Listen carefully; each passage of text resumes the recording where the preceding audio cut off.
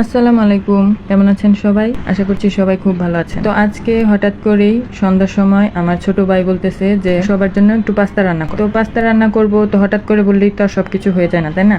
তো আমি বললাম যে বাসায় কি সবকিছু আছে?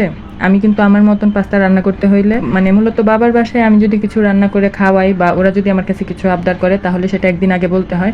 আমি আমার মতন সব কিছু গুছায় নিই।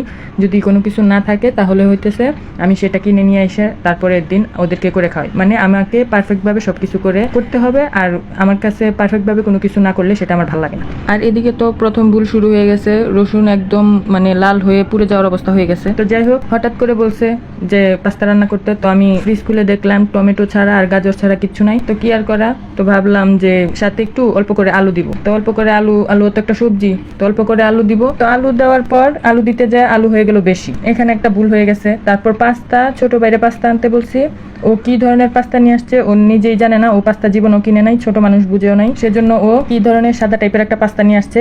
এই পাস্তাটা সিদ্ধ করছি, সিদ্ধ হয়েছে ঠিকই, সিদ্ধ হওয়ার পর কেমন জানি একটা মানে গলে গলে যাইতেছে, ভেঙে ভেঙে যাইতেছে, এরকম হয়ে গেছে। এখানে আরেকটা ভুল হয়েছে। তারপর ওকে বলছি যে ম্যাজিক মশলা নিয়ে আসবি। তো আমি সবসময় ম্যাগির ম্যাজিক মশলাটা ইউজ করি, ও সেটা নিয়ে আসে নাই, ও নিয়ে আসছে আরেক কোম্পানিরটা। তো এটা দেওয়ার পর এটার টেস্ট আরও অন্যরকম হয়ে গেছে, যেই টেস্টটা আসার কথা ছিল সেটা আসে নাই। এখানেও আরেকটা ভুল হয়েছে। আর আমি যেই পাতিলটায় রান্না করতেছি এটা আমার সবচেয়ে বড় ভুল হয়েছে। আমার হয়েছে কড়াই নেওয়া উচিত ছিল, এটাতে রান্না করার কারণে নিচ থেকে লেগে যাইতেছিল, এটাও আর একটা ভুল হয়েছে। মানে ভুলের পর ভুল খালি হয়েই যাইতেছে। তো কি আর করব, একটার পর একটা ভুল করে করে শেষ পর্যন্ত পাস্তা রান্না করলাম, তো জগা খিচুড়ি হয়ে গেল।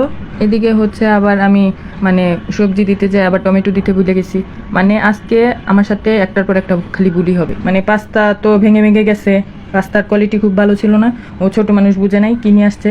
তো আমি বললাম যে এই পাস্তা তো সেই পাস্তা না, এটা কোন পাস্তা নিয়ে আসছো? পরে বললো যে আমি তো বুঝি নাই, যেটা আমাকে দিছে আমি সেটাই নিয়ে আসছি। তো এখন আর কি করার। তো আমি আর একটা জিনিস হইতেছে, মন থেকে কিছু রান্না করলে সেটা আসলেই মজা হয়, সেটা মশলা ঠিক থাকুক আর না থাকুক, এটা আমি মানি।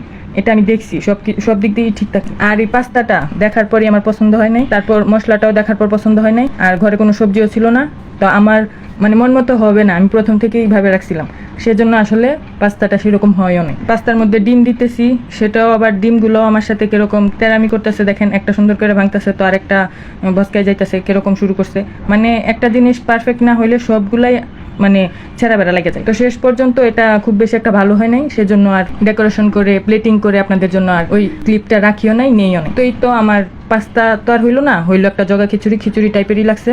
খাওয়া গেছে অবশ্য, কিন্তু আহামরি যে অনেক মজা লাগছে তাও না। তারপরও আমার ভাই, তারপর বোন সবাই বলতেছে মজা হয়েছে। আসলে এগুলা মন রক্ষার কথা, এগুলা কোনো কিছুই না। আমি নিজে খাইছি, খুব বেশি একটা মজা হয়নি, পাস্তার টেস্টই আছে নাই, আমার কাছে লাগছে একদম পুরো একটা খিচুড়ি।